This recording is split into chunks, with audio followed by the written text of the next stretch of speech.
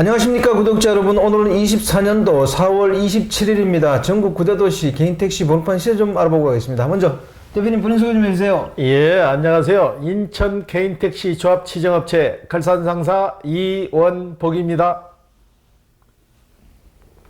대표님, 예. 이번 주에도 서울하고 인천이 많이 올랐나요? 방송하기가 참 부담스러울 정도로 많이 올랐어요.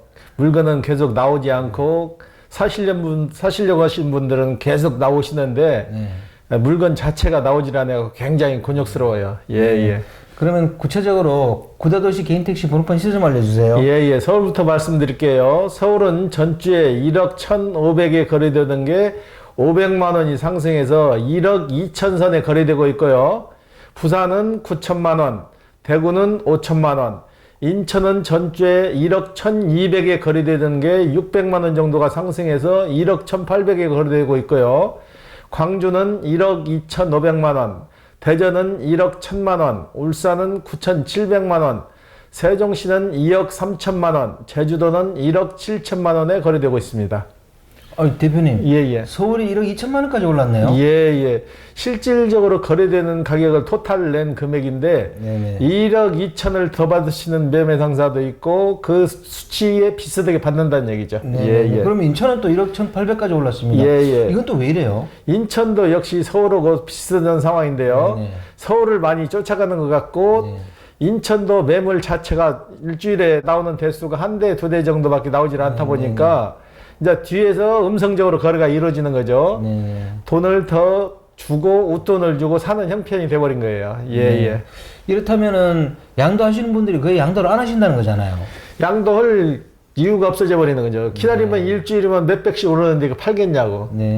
관망을 하시는 거죠. 더 오를 것 같은데 왜 팔어? 이제 동료분들끼리도 개인택시 하시는 분들은 수시로 길거리에서나 만나서 커피 타임을 많이 가져요. 친한 사람들끼리 만나면서 그런 얘기를 많이 하세요. 야, 전주에 얼마 했는데 이번 주에도 오르지 그걸 왜 팔어? 그런 형식으로 돌아서는 거예요.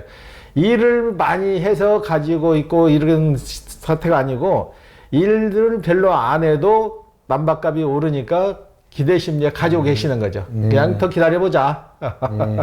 그러면 양수하시려는 분들은 지금 반응이 어때요?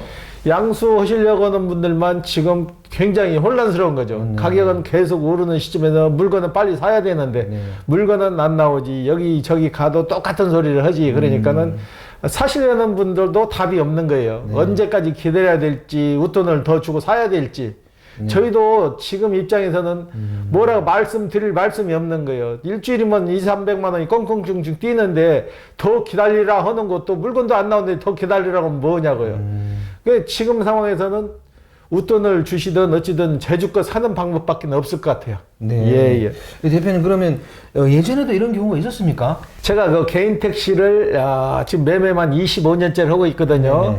그런데 이런 상황은 처음이에요. 전에 전기차로 해가지고 780대 미국으로 수출 나가던 거 쏟아져 들어와가지고 그때 한번 이런 상황이 터졌거든요. 그때는 부재가 있는 상황에서 전기차를 사면 부재를 없어졌기 때문에 그래서 경합이 됐는데 지금은 그런 상황도 아닌데 이런 상황이 일어나는 건 경제적 불안 요인이죠. 불안 요인. 쉽게 말해서 1억 한 5천 투자해가지고 할 만한 사업이 없다는 거죠. 지금 정년이 빨라져가지고 보통 55세, 56세, 57세면 다 나오잖아요. 다 나오는데 이분들이 그 나이에 일을 안 하고 놀기는 그러니까 제2의 직업을 선택하는데 경제적 불안 요인이 겹치니까 그래도 원금이 보장되는 이 택시 쪽으로 몰려드는 것 같아요. 예. 대표님 보시기에 그러면 이 시장 상황이 언제쯤 안정화될 거라고 보세요? 저희도 그래가지고 나름대로 매매 상사를 오래 하신 분들하고 몇 군데 통화를 해봤거든요. 통화를 해봤는데 이분들도 일관적인 게 3~4개월 정도면은 다시 안정세로 돌아설 거다. 그런 식으로 다 관망을 하시더라고. 지금 많이 오른 도시는 많이 지금 티오값이 비싼 도시가 세종시나 이런 데는 2억 3천 이상 하는 도시도 있잖아요. 더 이상 오르지는 않잖아요. 일정 금액 어느 정도 올랐다는 거예요. 그런 지역은.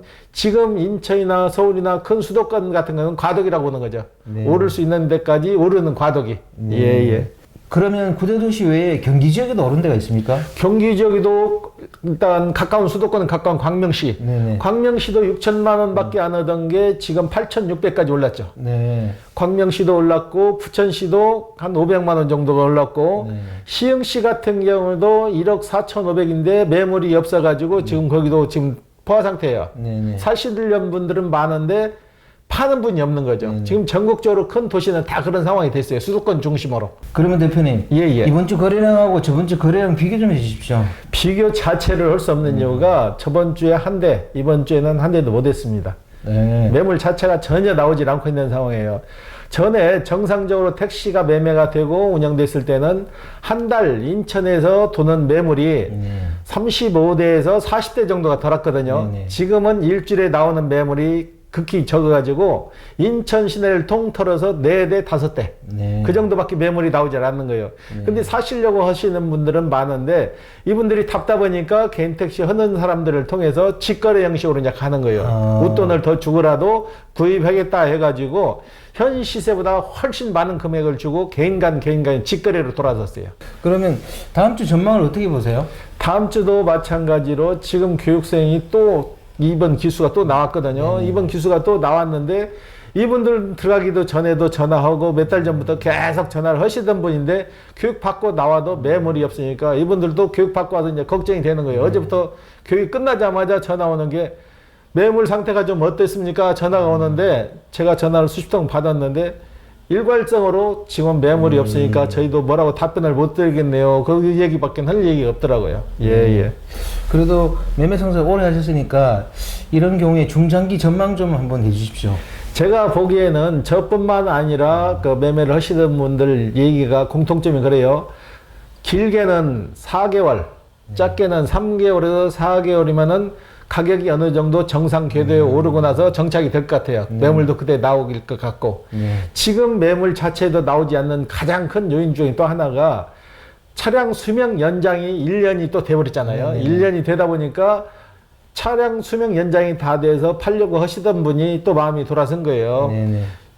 지금 개인 택시 티오값이 계속 오르는데 지금 이 상태에서 내가 팔 이유가 없다 있는 거예요. 1년간 연장 기간을 벌었으니까 그 기간 안에 일을 하든 안 하든 가지고만 있어도 티오값은 오르니까 더 기다려보자는 거죠. 네. 예, 예.